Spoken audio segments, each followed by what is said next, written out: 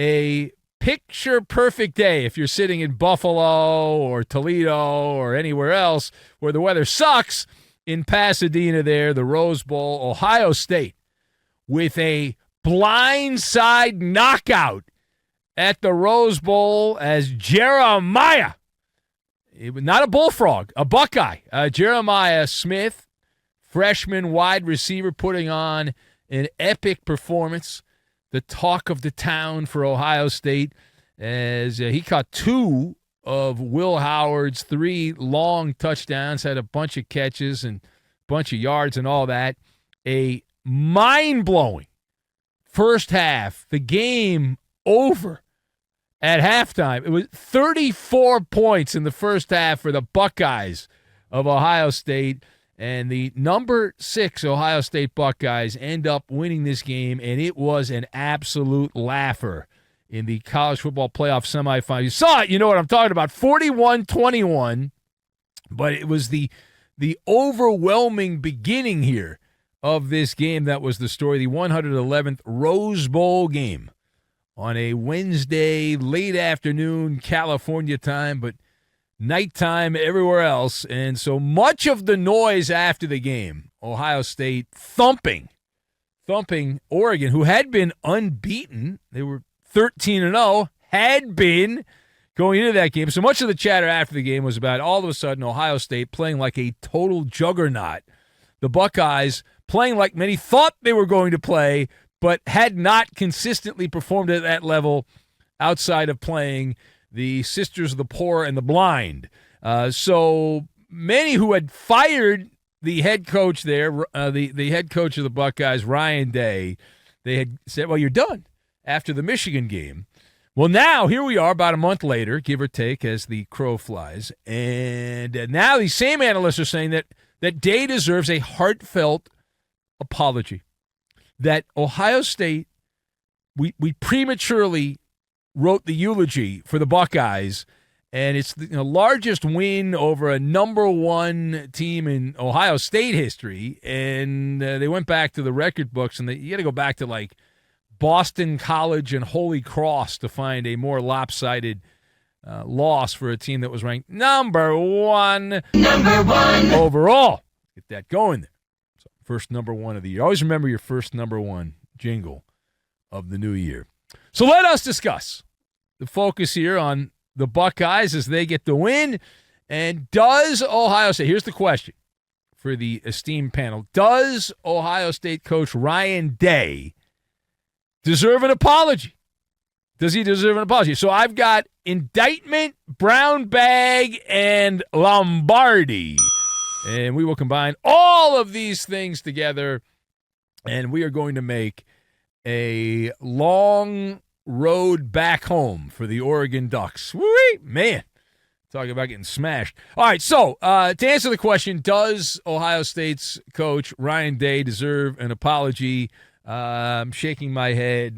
No. That's a no from me on this side of the microphone. In fact, I would do a 180. I would go the opposite direction of an apology. I would say the polar opposite of an apology, whatever you think that is. Ohio State, by their dominance here, the sheer force the Buckeyes played with defeating Oregon, and also, let's not forget what they did. They dismantled Tennessee. All right, back-to-back postseason victories. Not even close. That is an indictment. It's a criminal indictment of Ryan Day. That is not something that deserves an apology. It's like, where was this team when they were playing Michigan, right? Where was this type of performance in that game? And it's not just that game, right? This is an Ohio State team that is absolutely loaded every year, my entire life. Maybe when I was a kid, they sucked for a few years. But other than that, blue-chip talent, future NFL players, first, second, third-round draft picks all over the place. This team barely beat Nebraska. If I remember watching that game, Nebraska had a lead in the fourth quarter against these same Ohio State Buckeyes. The Oregon game, which you say, well, that was a back and forth, crazy finish, and okay, so fine. But then the debacle against the rival Wolverines for Michigan. And the whole thing about coaching, and we all know this, whether we played football or just watch football, is that you're setting your guys up for success and finding their comfort zone and allowing them to do do their thing. And Ryan Day has, not just this year, but in his time at Ohio State, sporadically failed to do that. The consistency level has not been there enough. And for those who say, it's not fair, what's wrong with you?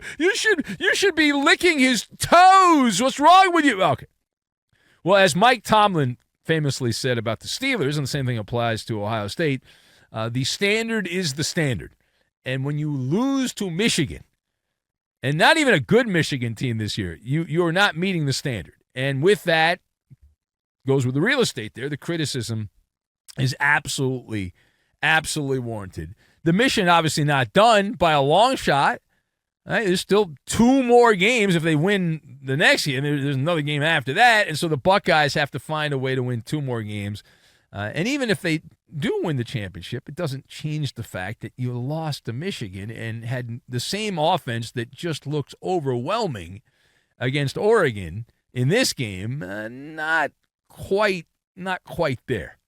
Like, not at all against your heated rival. Now, turning the page. So, following the dismantling of the Ducks, quack, quack, quack, quack, quack, quack, quack. Yeah, it was duck hunt. Following that, the head coach at Oregon, Dan Lanning, a pretty bold guy, likes to stir it up a bit. So Dan Lanning said that the Buckeyes star Jeremiah Smith, that this guy is NFL ready right now today. As I talk to you here early in 2025, that Jeremiah Smith, a freshman wide receiver, is already NFL ready at age 19. Are you in or out on this statement that 19-year-old Jeremiah Smith is NFL ready today? There's also another story that said NFL scouts say he was like made in a lab, that he's that good, right? Just licking their chops. So I'm actually out on this. I'm not in on it. I'm out on it. Let me explain why. It is a brown bag filled to the very top with hyperbole.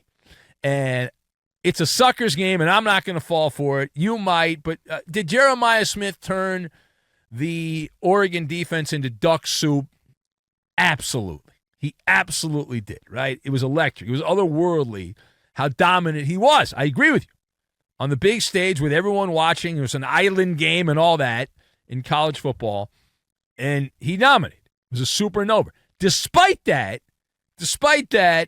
I will not be a prisoner of the moment. I have been through this before. I have heard this song and dance many a time behind these microphones at Fox Sports Radio. He is also, last I checked, Jeremiah Smith, a teenager at age 19, which means you are not ready for the NFL.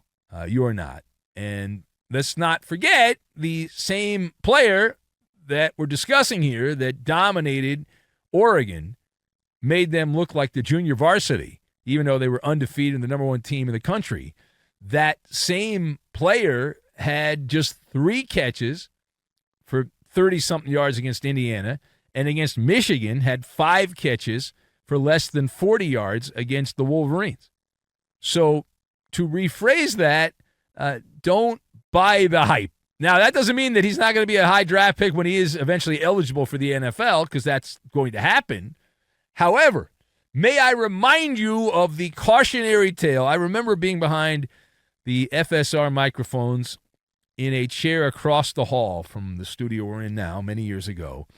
And, in fact, it goes back over a decade. I can't believe it's been over a decade. But LSU, Louisiana State, had a running back by the name of Leonard Fournette.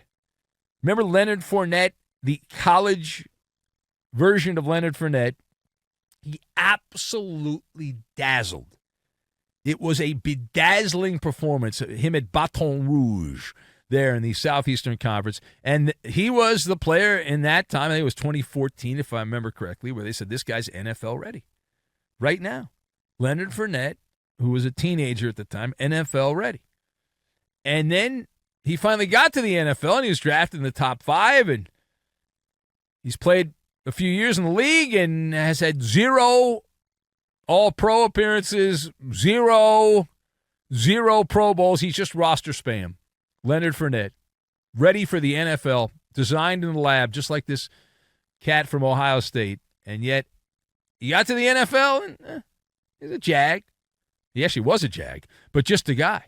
Just a guy. All right, now, last word. To Atlanta we go, where the only game in all of these college football playoffs that was actually entertaining was played. Quinn Ewers passing to Matthew Gold. They had 28-yard pass play for a touchdown on a 4th and 13. Now, that forced a second overtime.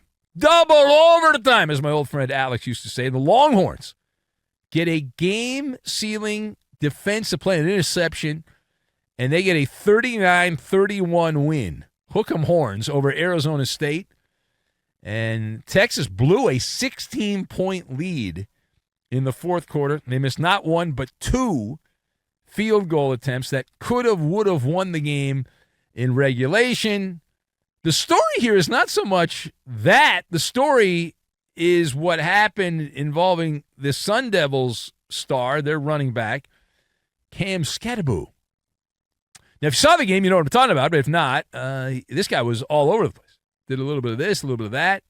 In fact, this is a precedent-setting event, what happened for the Arizona State running back. Cam Skattebo was named the game's offensive most valuable player after he finished with 30 carries for 143 yards, 2 touchdowns. He had 8 catches for 99 yards. You can do the math on that. He also had a 42-yard touchdown pass. All of that and a partridge in a pear tree in a loss. So, question. Do you agree with ASU's Cam Skattebo winning the Peach Bowl Offensive Most Valuable Player Award despite the Sun Devils losing? So that's going to be a no for me. That's going to be a no on this side, and it's pretty simple here. It's not that hard. Value, I guess I'm getting older, but I guess we're all getting older. We're all a year older now. We're in a new year, but the value is that of victory. That is the value there, and that Arizona State lost, no matter how statistically dominant, and he was wonderful. It was great. It was all over the place. It's like playing Bo Jackson back in the old school days on Tecmo Bowl, and he was doing everything. And that's great.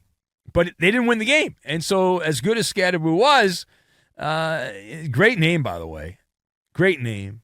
Love the name. Hope he works out in the future. He was a beast. But as Vince Lombardi pointed out, winning isn't everything. It's the only thing. And the MVP goes to the winner. Just like in the NFL, people are trying to talk up Joe Burrow as the MVP. Well, the Bengals aren't even going to win their division. So he's not the MVP and all that. And Jerry West, before he died somewhat recently, Jerry West, who won the NBA Finals MVP on a losing Laker team. He was asked about this, his final couple of years here before he checked out. And Jerry West, classy guy, the NBA logo, said it was meaningless, it was stupid. And I tend to agree, you don't reward a losing part of it, and it's more of a sign of the time. Stats are for losers. Arizona State dominated the stats. They had 510 yards to 375 for Texas, right? So they were way ahead. Dominated on the ground. Texas only had 54 yards rushing, and Arizona State had over 200 yards rushing. And the Sun Devils held the ball for almost 38 minutes, more than 15 minutes longer than their opponent. But what did that get them? A flight back to Tempe is what that got them. They lost. And that said, we don't believe this will actually happen, but Cam Skattebo opened some NFL eyes. He's not projected to be anything more than a mid-round draft pick, one of those guys that's picked in the 4th or the 5th round, somewhere along there. He certainly looked good, but it is college football, so who the hell knows? And they'll put him in the workouts, and he's not going to be fast enough. He's not going to be strong enough. He's not going to be this, that, and the other thing. And so he'll be drafted somewhere, and people say, I remember that guy at Arizona State. What happened to that guy?